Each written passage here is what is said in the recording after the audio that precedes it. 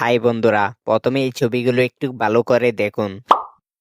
দেখতে পারছেন ছবিগুলো কতটা ইউনিক আর প্রফেশনাল ভাবে তৈরি করা হয়েছে। আপনি যদি চান আপনার ফেসবুক, টিকটক, ইনস্টাগ্রাম ফলোয়ার্সদের নতুন বছরের শুভেচ্ছা জানাতে, তাহলে এরকমই একটি স্টাইলিশ হ্যাপি নিউ ইয়ার 2026 এর ছবিগুলো তৈরি করে আপলোড করতে পারেন। নতুন বছরের জন্য এই ডিজাইনগুলোই হবে আপনার জন্য বেস্ট চয়েস। আর এই ছবিগুলো আপনি কিভাবে নিজের ছবি ব্যবহার করে তৈরি করিবেন সেটি আমি আজকের এই ভিডিওতে ধাপে ধাপে দেখিয়ে দেব। তাই ভিডিওটি একদম না টেনে শেষ পর্যন্ত দেখতে থাকুন। হ্যাপি নিউ ইয়ার 2026 এর ব্যানার তৈরি করার জন্য প্রথমে আপনাকে চলে যেতে হবে প্লে স্টোরে এবং এখানে আপনাকে সার্চ করতে হবে গুড প্রম্পট এটি লিখে। এখন এই অ্যাপসটিকে ডাউনলোড করতে হবে। আমি আগে থেকে ডাউনলোড করে রেখেছিলাম। ডাউনলোড করা হয়ে গেলে ওপেন অপশনে একটি ক্লিক করতে হবে। তারপর আপনাদেরকে এরকম একটি পেজে নিয়ে আসবে। এখন উপরের দিকে লক্ষ্য করলে দেখতে পারবেন সার্চ আইকন রয়েছে।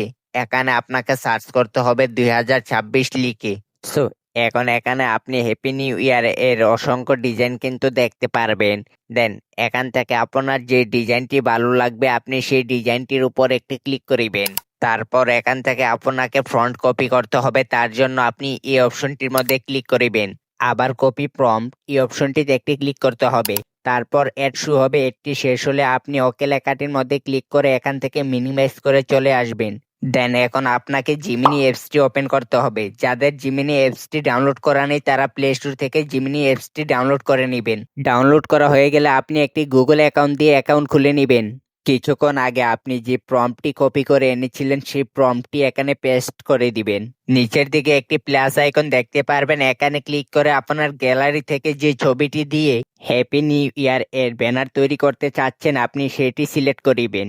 দেন আমি আমার যে ছবিটি দিয়ে ব্যানারটি তৈরি করতে চাচ্ছি আমি সেটি সিলেক্ট করে রেখেছি। এখন ডান দিকে দেখতে পারবেন তীরের মতন একটি আইকন রয়েছে, এটার উপরে একটি ক্লিক করে দিবেন। সো কিছুক্ষণ ওয়েট করার পর দেখতে পারবেন জিমিনি আপনাকে এরকম একটি প্রফেশনাল ব্যানার তৈরি করে দিবে। দেন ছবিটিকে গ্যালারিতে আনার জন্য আপনার ছবিটির উপরে একটি ক্লিক করিবেন। ডান দিকে লক্ষ্য করলে দেখতে পারবেন সেভ অপশন রয়েছে, এটার উপর একটি ক্লিক করলে কিন্তু আপনার ছবিটি গ্যালারিতে চলে যাবে। দেখতে পারছেন আমার ছবিটি কিন্তু গ্যালারিতে চলে এসেছে। যদি ভিডিওটি ভালো লেগে থাকে তাহলে চ্যানেলটিকে সাবস্ক্রাইব করে পরবর্তী ভিডিওর জন্য পাশে থাকিবেন।